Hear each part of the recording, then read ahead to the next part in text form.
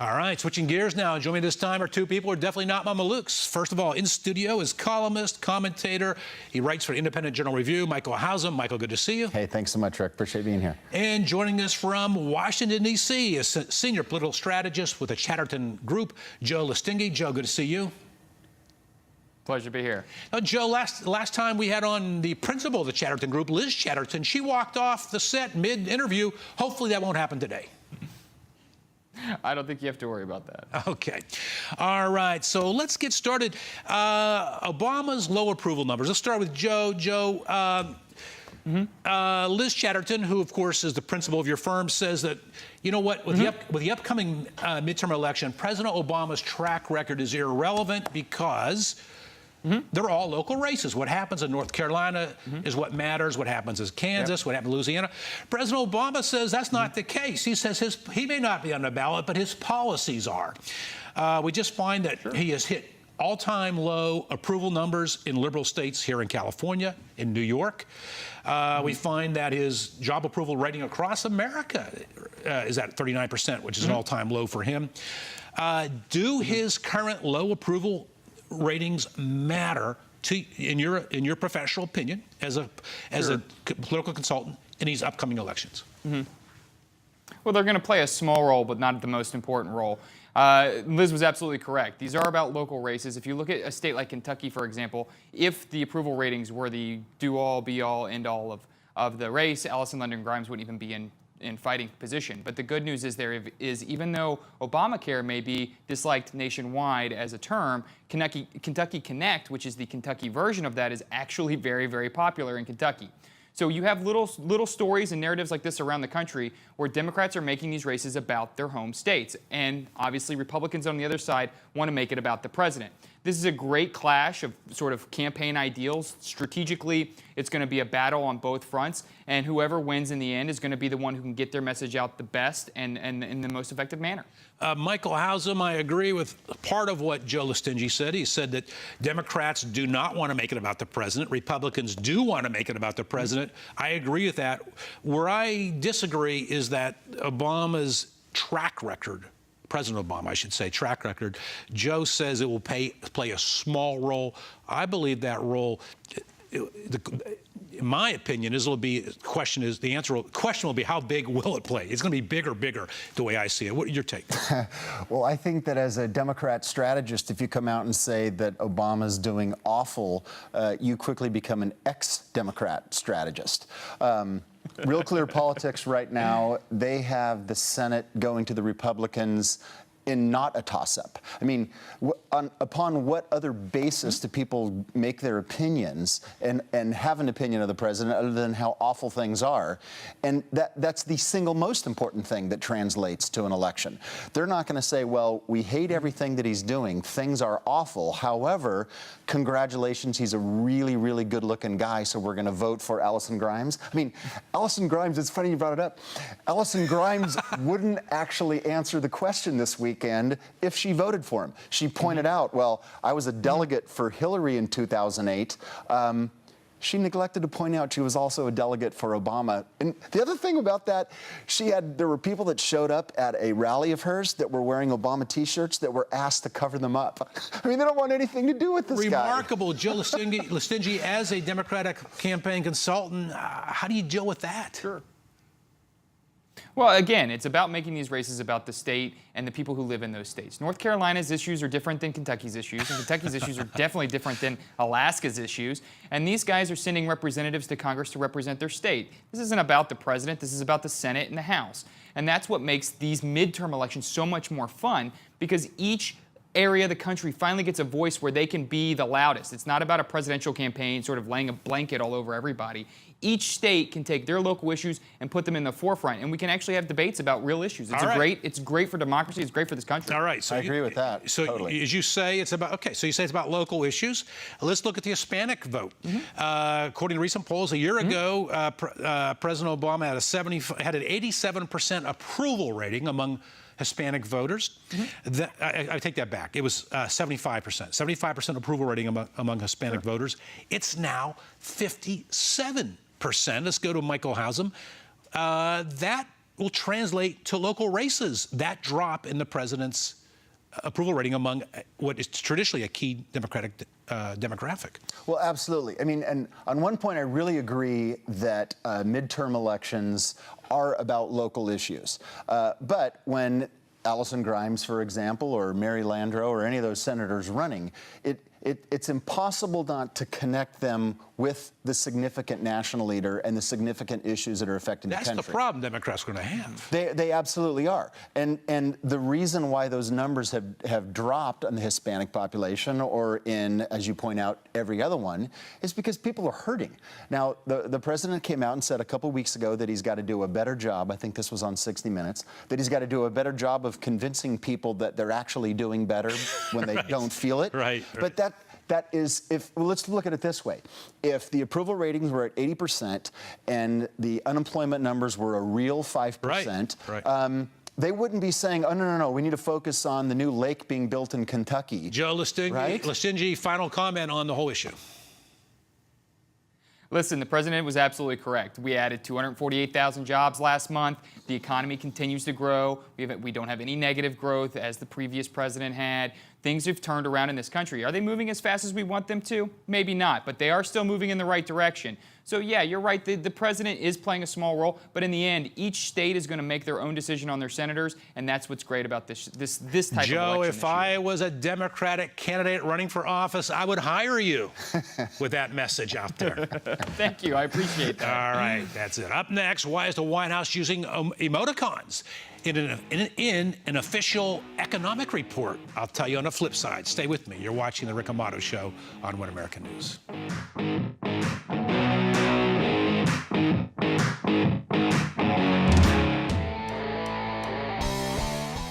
All right, welcome back, everybody. Now it's time for a grassroots citizen panel, and joining me in studio is healthcare expert Paty Newman. Good to see you, Paty. Good to see you again. Also, as he joined us in a previous segment, he's back for the grassroots citizen panel. Michael Hausum, columnist, commentator, radio talk show host. He writes for the Independent Journal Review. Michael, thanks for joining us. Thanks, Rick. Appreciate it. And also in studio is transgendered activist, retired Navy, Autumn Sandine. Autumn, thanks for being part of the panel. Well, thank you. Okay, we all know Ebola is tragically, unfortunately, in the news. Let's take a quick look at this video of Tom Frieden, director of CDC. It is possible in the coming days that we will see additional cases of Ebola. This is because the healthcare workers who cared for this individual may have had a breach of the same nature of the individual who appears now to have a preliminary positive test. All right. So Tom Frieden, director of CDC, is referring to a nurse who was treating Thomas Duncan. The nurse had full protective gear on, and she still has come down with Ebola. Healthcare expert Paty Newman, how could this possibly occur? Well, a couple of things. One, the virus may be aerosolized, maybe airborne. What? Airborne. Maybe, and more importantly, is that it seems like the level of virus within the bloodstream of the patient are lower at the beginning of the infection. At the time the nurse was taking care of him, it was pretty high. And so the risk is higher. And I think, I went to med school in Mexico, by the way, and I remember doing surgical training. Okay. That it is very difficult to not contaminate yourself. I mean, maybe surgical nurses are going to have to be the ones taking care of these patients because you have to learn how to remove your gloves and everything without causing contamination, and it's hard to do. Michael Hausum, Jesse Jackson flew to Dallas. The family of Thomas Duncan has a lawsuit going, or considering a lawsuit, I should say, saying that because he was black and he was the first victim of Ebola to pass away in America. This smacks of racism. He didn't have the proper care because he's black. This nurse is Asian. Is this more racism? Wait, it was an Asian nurse? Because part of the deal is that it's only supposed to be blacks that we conservatives want Ebola to get contracted to. I mean, as long as it's not a white guy, that's super important. It is disappointing it's Asian because they're getting into our universities as a higher level than us white people are. It's complicated to actually make it go as a conservative, to make Ebola go to the races that we want eliminated. We're doing our best. Sorry. Let's go to Autumn Sandine. Autumn, why not restrict air travel to West Africa? Only 150 people travel daily between the U.S. and West Africa. This president says that, you know what, shutting down borders is not the answer. I've said this last week, I'll say it again. Politics, politics, politics ahead of leadership. Well, it's just, as she was, it's a medical concern. If you close off the borders, you're not really closing off the borders. It'll still spread throughout Africa, and it'll still spread other places. When we took smallpox on, we had to go to where smallpox was. Otherwise, we couldn't eliminate it. And if we want to eliminate Ebola, you have to go to Africa, and if you're going to Africa, you've got to have a way to get there. It's one thing to send a flight there to address it. It's another thing to have people flying here to visit their family. I mean, that's what you want to say something. Yeah, let me tell you what. One of the things that I haven't heard anybody war game, and this eventually is going to be an issue, the nurses union. I have a feeling that they're going to be upset about nurses being exposed to this. Yep. And I think it's important that the CDC start thinking about the possibility that that we have a contingency plan if they decide to strike, because then what do you do? Wow. It had never occurred to me. Well, let me ask you the same question to respond to Autumn's comment that, wait a minute, if you have to take the treatment to the epicenter of the disease, so keep the flights open to West Africa, otherwise you can't fight it. Should we shut down travel to? I think we should shut it down, absolutely. I mean, that doesn't stop anybody from doing charity work if they want to, but they can't come back until this thing is under control. I think it's imperative. Michael Hausen? It's unconscionable to me that we're not stopping anybody from coming from West Africa making it to our shores. Yeah. I mean, they have absolutely no idea how to stop this thing. No, and taking their temperature is not going to do anything, because they'll take a Tylenol exactly, or to say, hey, you know what? Appreciate whatever it was that you were doing in Africa, but you're staying in Belgium or Paris, whatever. You're not coming back. France has shut down travel. If France can do it, why can't we? And just remember, it was just, 3 weeks ago now that the president said there will be no casualties, not casualties, there will be no instances of the Ebola virus on American. How about protect Americans first? Just a simple idea, just protect Americans first. Right. I mean, there's lots of other stuff we can do. We can figure out how to attack it and all of that. But let's not have any more Americans die because of it. Just a thought. Speaking of Americans and controversy, so we have, as we know, we have an American Marine. Let's start with Autumn Sandine, an American Marine. Andrew Tamarisi in a prison in Mexico for having crossed that border with guns illegally. And the Mexican government, U.S. government, can do nothing about it. However, we now have learned that the Mexican government is using money to pay to help young illegal immigrants here from Mexico gain amnesty, gain through what's called DACA. Right. Does that bother you as a Navy vet? Does that bother you that our government is doing nothing for Andrew Tamarisi, but we're letting that Mexican government pay for those here illegally, which is what he did when he crossed that border with guns, those here illegally, paying for them to get amnesty status?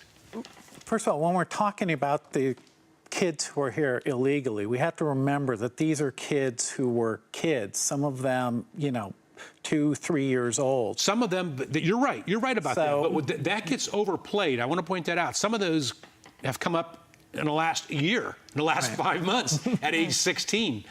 So go ahead. But on top of that, we can't stop the Mexican government from doing what they're doing. If we don't ask them where the money, when these folk are filing for DACA, we're not saying, where did you get the money? The Mexican government is taking care of their own, just like we would expect the consulate with Americans who are expatriates to take care of our own. Let me say this. They're sure doing a great job taking care of their own. I will agree with Autumn in that we can't stop the Mexican government from doing what they're doing, but we can change the policy of DACA. Paty Newman, you were born in Mexico. No, I was born here. Oh, yeah. Tell the story real quick. And I was not abandoned by my parents. They didn't anchor me. My parents, both Mexican, took took me back. I lived in Mexico till I was 21 years old, then came back. So this whole story about the children that were here accidentally, like I was, or the parents could have done the right thing, number one. But do you know how do you stop this? You stop it. I want the Mexican taxpayer to know that their government is spending their pesos at the tune of $134,850,000 to the Department of Homeland Security, $465 per application of all these kids, 55% of them since 2012 that have applied for DACA, to be legal here. Not only that, they've spent $65 million of Mexican taxpayer dollars, $250,000 per lawyer, per applicant. Just in Los Angeles, 260 applicants adds up to $65 million. The Mexican taxpayer needs to know that the money they're giving to their government is being spent to enrich Department of Homeland Security and lawyers in America. And see if they don't want this to stop. Sounds like Warren Zevon saying lawyers, guns, and money. On that, we'll take a quick break. We'll continue with our grassroots citizen panel. I'm Rick Amato. We're back after this.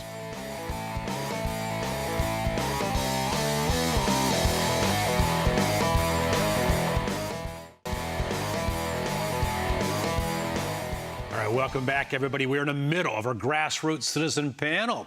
And before the break, we were talking about how the Mexican government is using Mexican taxpayer money to pay for those here illegally under the age of 16, I believe it is, to receive deferred amnesty. Michael Hausum, before the break, Autumn Sandine mentioned, well, the Mexican government is doing what we expect to do, is taking care of its own first. I agree with that. But what does that say about a nation who, when it defines taking care of its own by paying to export its citizens out of the country? Well, it's a pressure release valve for them, number one. I mean, the president of Mexico was just up here recently, and he made a comment about the closing down the borders, being racist and cutting down immigration. It's a way to offload a certain percentage of their population that doesn't have income or is for whatever reason undesirable, but also it's a significant source of cash going back. So it's kind of a win for them to have this, which is why their president was up here saying that. I mean, we certainly don't experience that because we don't have people leaving our country to go somewhere else. But for Mexico, it's a net win. And if they've got to throw a few bucks at it to keep that window open, it's not. And it's actually not hard to see. It's 9%. That's how much of the Mexican population has come to the U.S. Think about that for us. That would be. It's a big number. Yeah. That'd be 30 million Americans swimming, jumping, hiding out trucks to get number. somewhere else. Imagine what that would be. Yeah, and whatever happened to them taking care of their own in their own country?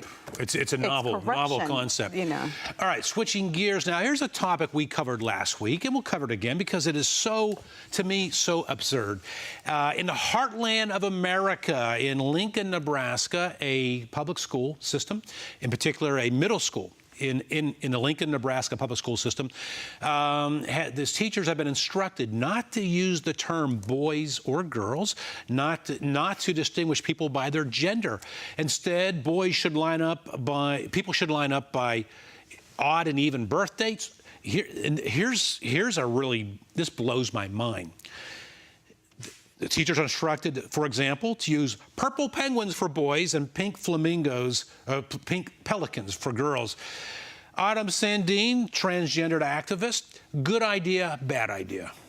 I would say, first of all, it's not mandated. Let's be really clear that Lincoln, Nebraska School District did not say you have to call your students. Even their superintendent came out and said, we're not getting rid of boys and girls or ladies and gentlemen. What we're dealing with here is gender spectrum. Let me interject here because I don't want to interrupt you, but I need to interject here because I need to clarify something. That school district has made it very clear that they are very strongly recommending to their teachers that they go out of their way not to call kids boys or girls. And if any student does so, they should correct them, quote, correct them. When I was going to school, we divided by male and female, and the boys all went to shop class, the girls all went to home ec classes, this is still the way it is in many parts of the country. And the reality is, women are making 78 cents on the dollar. It's an inaccurate statistic, but go ahead. But even so, it comes down to there's more than one reason to do this. Yes, You like supporting the idea. transgender children is a good idea, but going beyond transgender children, when we separate male and female that way, we create the kind of environment where one is oppressing the other. Let's go to Paty Newman. So do you think that calling the boys purple penguins and you line up over there and the girls pink pelicans or penguins or flamingos or whatever it is you're over there, that'll change everything? No, it won't. Well, they're trying really hard to change anything. The same way they've been trying to influence this no gender thing throughout comedy, throughout commercials. I think it's a more direct or hidden agenda of trying to get rid of the male gender, not the female gender particularly, but getting rid of the male gender because in their mind is irrelevant. But this may backfire because if nobody has a gender, then how are you going to claim oppression for whatever your minority du jour is? I have worked with organizations that work with transgender children, and it comes down to they are not. We're talking Gender Spectrum is the one who's came out with this publication. They are not trying to erase men. In fact, trans men. Let's go real quick. boys, We're down to 30 seconds. Michael, I saw you give a look. I just think that having culture dictated to by outliers in such a small percentage of the population, I mean, for the vast majority of people out there, that binary gender roles, as is so offensive, is just the way it happens. And I'm going to say this. I said it last week. Michael Savage wrote a book called Liberalism is a Mental Disorder. This proves that. Yeah. And it has nothing to do with someone who felt that they needed to do a sex change. I'm not making a comment on that whatsoever. But teaching little school kids, you can't call them boy or girl. That is just off the top. All right, that's the end of our Grassroots Citizen panel. I want to thank Autumn Sandine, transgender activist, retired Navy. I want to thank columnist and radio talk show host Michael Hausum and healthcare expert Paty Newman. Thanks for being part of our Grassroots Citizen panel. And I want to thank you, our viewers, for watching.